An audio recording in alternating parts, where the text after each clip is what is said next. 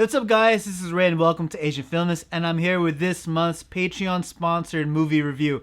And the movie I'll be talking about today is the 2018 live action adaptation of Bleach, based on the hit anime manga. This movie is directed by Sato Shinsuke, who I think has a really good record with anime adaptations. You know, some of his the movies in his filmography include this year's Inuyashiki, which was amazing. I mean, for someone who hasn't read the manga, I thought Inuyashiki was fantastic. And there are also the live action adaptations of Gantz, I Am a Hero, Library Wars. I think pretty much all of his movies which have to do with adapting an anime or a manga have been pretty spot on.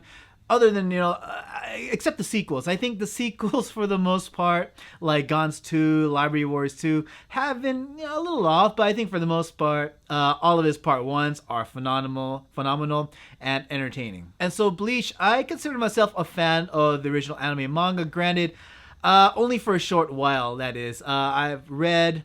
I've watched the anime and read the manga all the way up until the end of the Soul Society arc, after which I thought that the story kind of repeated itself, so that really turned me off. So I kind of fell off that Bleach hype really early during its runtime. But I think I'm in luck with this live action adaptation because it actually adapts the part of the story that I've read, so that's fantastic. And this live action stars Fukushi Sota and Sugisaki Hana, two actors whom I genuinely like watching in movies, especially Fukushi Sota. I try to watch every movie he puts out. I enjoy his charisma. I enjoy his humor and entertainment value. Sugisaki Hana, I think, is okay as an actress. I think for the most part, she's really good at putting on a pouty face.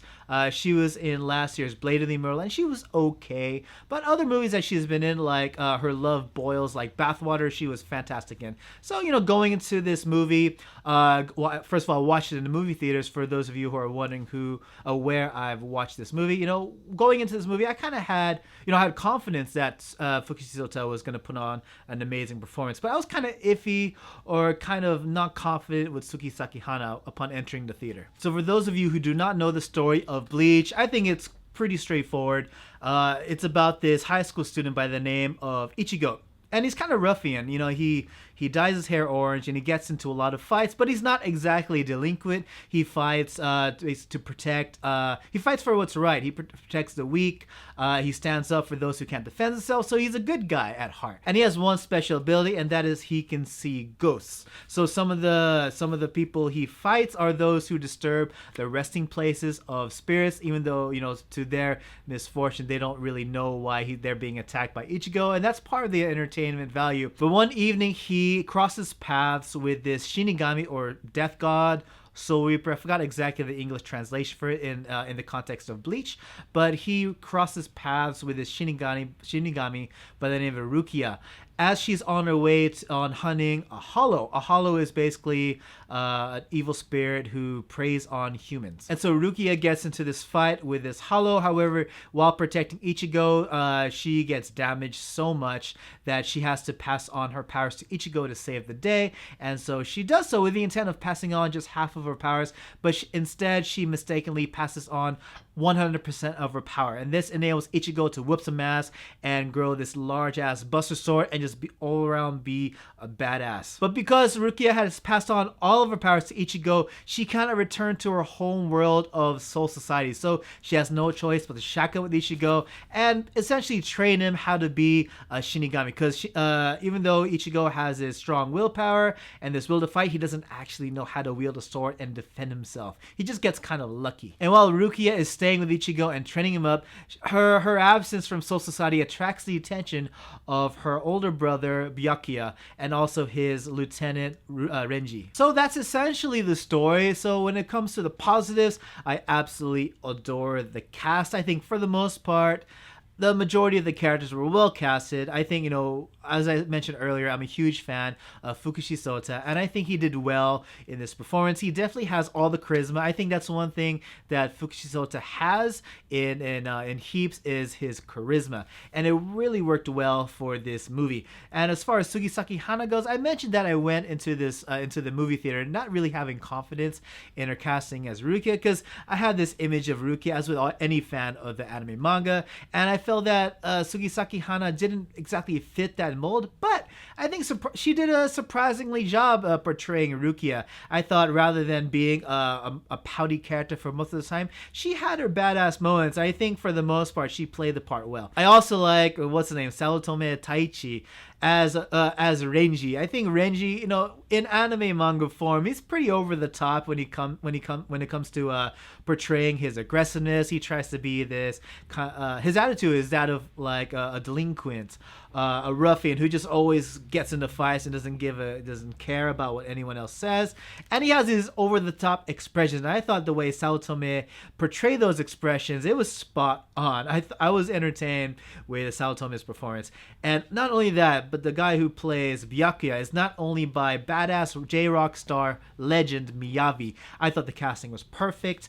And I think Byakuya himself as a character doesn't require much acting talent from whoever portrays him. They just have to look badass, look cool and calm, and just be able to emanate this aura of badassery. And I think Miyavi does that in spades. And I just have to take a moment to dip into my Kamen Rider fandom, and I just want to portray my love for this cast because it's a reunion of some of the main stars of Kamen Rider Fourze. I mean, you had Fukushi Sota, who portrays Ichigo and also portrays the titular Kamen Rider Fourze. And then you also have Yoshizawa Ryo, who portrays Kamen Rider Meteor, the second rider of the story, and he also played Uryu, who is a Quincy, a human with kind of Shinigami level powers, and he's also kind of the rival to Ichigo in this story. I think for the most part, although their hairstyles, it's a joke, their hairstyles have changed color between Kamen Rider Fourze and Bleach, their personalities stayed pretty relatively the same, and just seeing that kind of chemistry once again on the screen, it was a whole lot of fun. And not only that, these guys are joined by Mano Erina, who played Kamen Rider Nadeshiko in the movies, and I thought her charm really rounded out the coolness that the boys brought. And going back to the positives, I enjoyed how well they adapted the source material into this 2-hour movie format. Well, I think it was a little bit less than 2 hours, but with any live action adaptation of an anime or manga, you're gonna lose a whole lot of material along the way, and that just can't be helped because you're trying to fit a manga or anime which is so many episodes or so many chapters into a 2-hour movie. Of course, there's going to be a lot of things cut along the way just to make the movie make sense, and so that way the story doesn't feel overly cluttered. And despite all the cuts and the changes to the story, for the most part, I thought most of the second half of the story was much different than its source material. I mean, you had basic characters and basic events, but you had the addition of Renji and Byakuya. As far as my memory serves me, I don't remember them being in this part of the story where Ichigo fights Grand Fisher, but they're definitely here, and they're definitely a good part of the story. I think they do a good job in not only rounding out the story, but also give stakes for the story. I mean, I think without their presence in the story, there wouldn't be much tension between Rukia and Ichigo. There wouldn't be a reason why Rukia is trying to train Ichigo so hard. And I think because these two were present, they gave them that.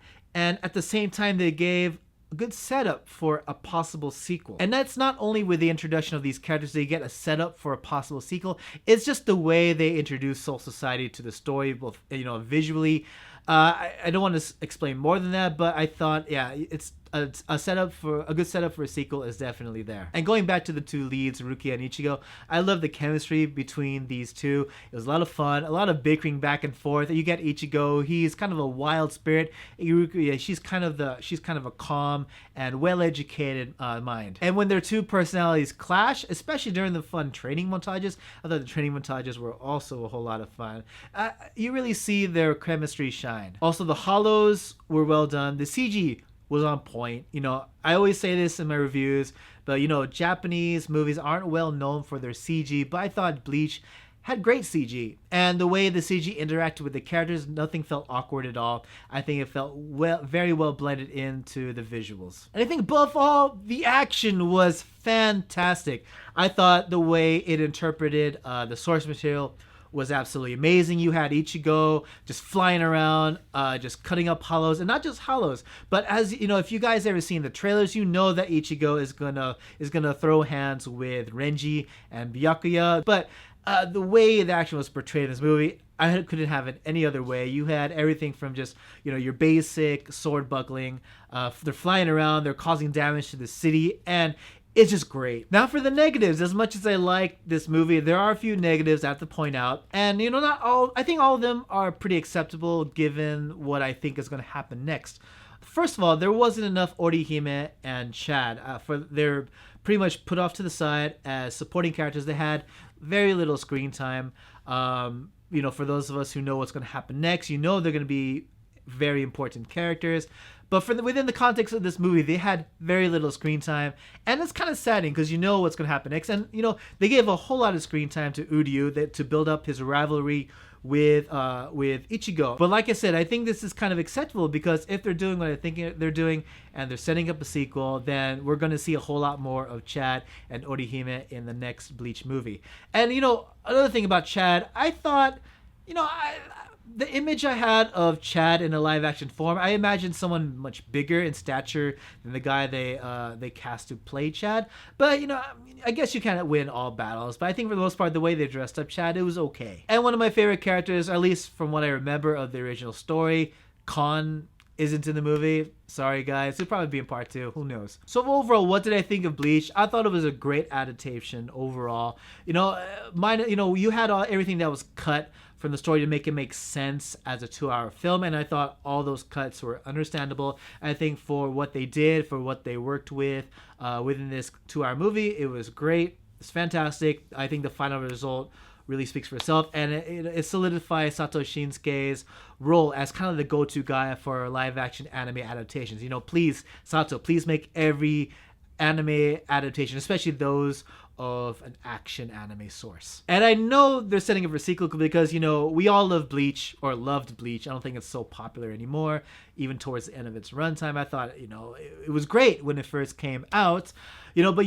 they're setting up for a sequel, and I think this is also hinted. It's not a spoiler anyway, but at the ending you see the final title logo. It says Bleach, right? As in all the trailers, it just says Bleach. But then you get this kind of reveal of the subtitle that says Agent of Soul Society Arc, and I think because they added that subtitle reveal, it's meant to hint that more is coming in the future, and I cannot wait for the Soul Society arc to be adapted, especially if it's going to be adapted by Sato Shinsuke because of, like I mentioned, his track record. However, also, as I mentioned earlier, he doesn't have a great record when it comes to part 2s in his movies. I do not like any of the part 2s, especially Gon's. I thought the way they adapted the story just to end in a part 2 was horrible. I hope it doesn't become just like that with Bleach 2 if it ever does come out. But, here's hoping. But, yes, those are my thoughts on Bleach, the live-action movie. What did you guys think, or what kind of questions did you guys have? Let me know in the comment section below. Please like, share, and subscribe. Follow me on Facebook, on Twitter. And by all means, please support Asian Films on Patreon. It definitely helps the channel a lot. And hey, did you know that I started a Discord for not just Asian films, but for any and all fans of Asian cinema? Please hit me up in the comment section below if you want to get an invite to our Discord server. And yes, that's it for me, and hope to see you all again in the next video. Thank you guys. Take it easy.